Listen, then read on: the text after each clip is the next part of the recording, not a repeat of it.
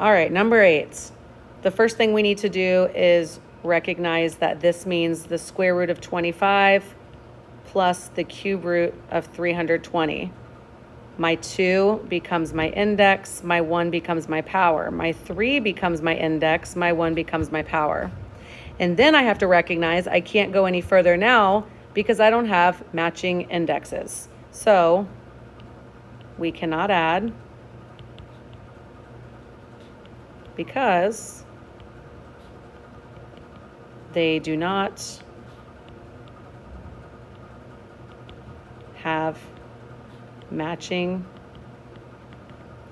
index.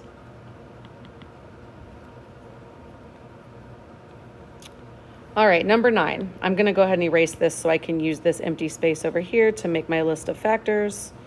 So number 9, we've now got 3 different terms being added, which is okay. We don't need to panic. It's just a little more work.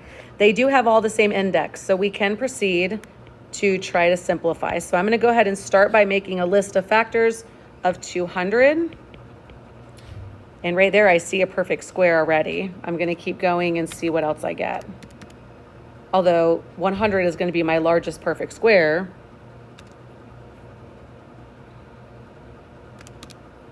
So we've got 4 and 50. We've got 5 and 40. I can keep going, but for the sake of time, we know that's going to be our largest one.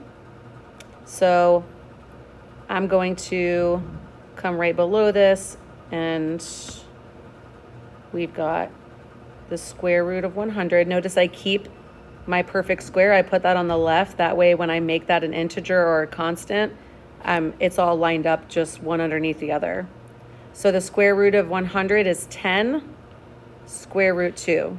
So I'm going to come over here, and the square root of 200 is the same thing as 10 square root 2. So now I'm going to do 2 square root 48. So the first thing I need to do is make my list of factors of 48. So we've got 2 times 24, 3 times 16, 4 times 12, 6 times 8. So I'm looking for my largest perfect square. I'm looking for squares because the index is 2, it's square root. So my set of my largest perfect squares will be 16. So I'm going to come below here, and I have the square root of 16 times the square root of 3. This is still equivalent. 16 times 3 is 48. So the square root of 16 is 4. And then I'm going to bring down my square root 3. So I'm going to come over here.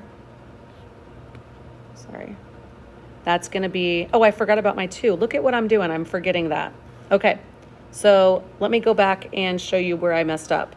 So notice this is 2 square root 48. So I should be right here. I should have 2 times square root 16 times square root 3. And then this should be 2 times 4. So this should be 8 square root 3. So minus 8 square root 3. All right, and then the last one, we have 4 square root 98. So let's get 98 up here. We've got 98 divided by 2 is 49. We can see right there, that's going to be our largest perfect square.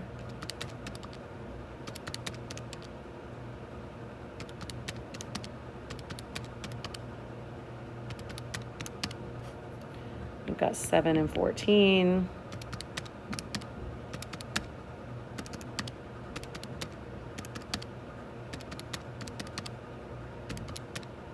All right, so that's all of them. So I see my perfect square right here, the 49. So I'm going to write this out. Remember, I started with a 4, so I have 4 times square root 49 times square root 2. That leaves me with 4 times the square root of 49 is 7 times square root 2. And 4 times 7 is 28 square root 2. So I'm going to come down. That's going to be 28 square root 2. So my square root 200 turned into 10 square root 2.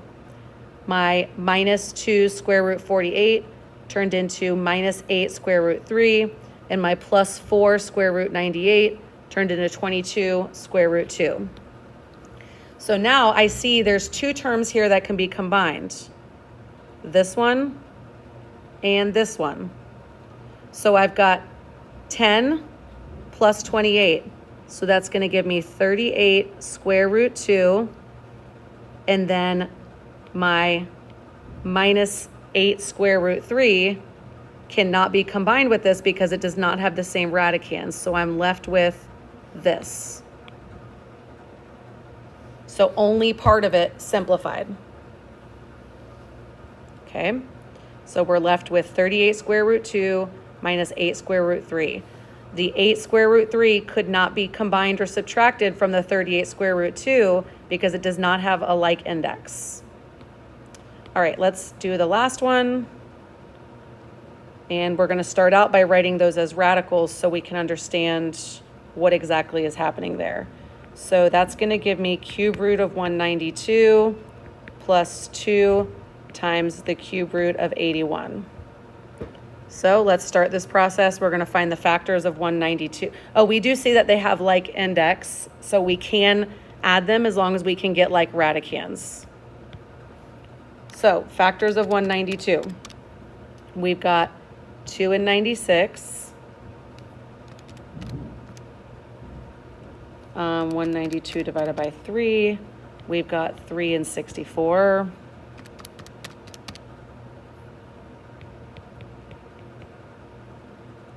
Um, 192 divided by 6. I already see my perfect square, my perfect cube right here. We're looking for cubes because it's cube root.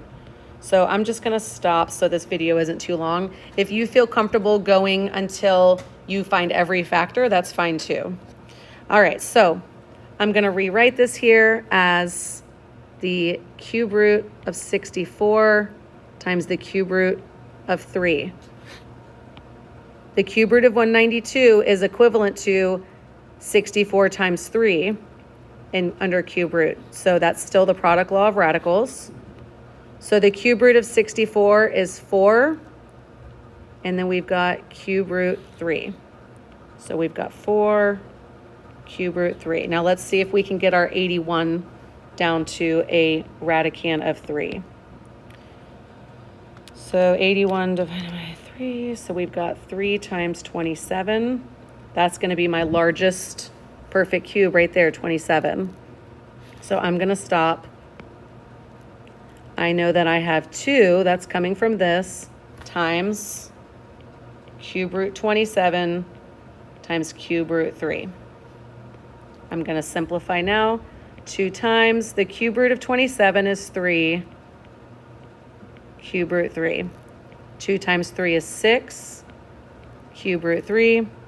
So that's plus 6 cube root 3. So now I have a like index in both of these, and I have a like radicand in both of these. So I can add. So 4 plus 6 is 12 cube root 3. Oh yeah, we made it. All right, thanks for watching if you did watch this. Now, if you need to go back and rewatch something, then do that. If you need me to answer questions in class, I will be going over it at the beginning of the period. So have a good night.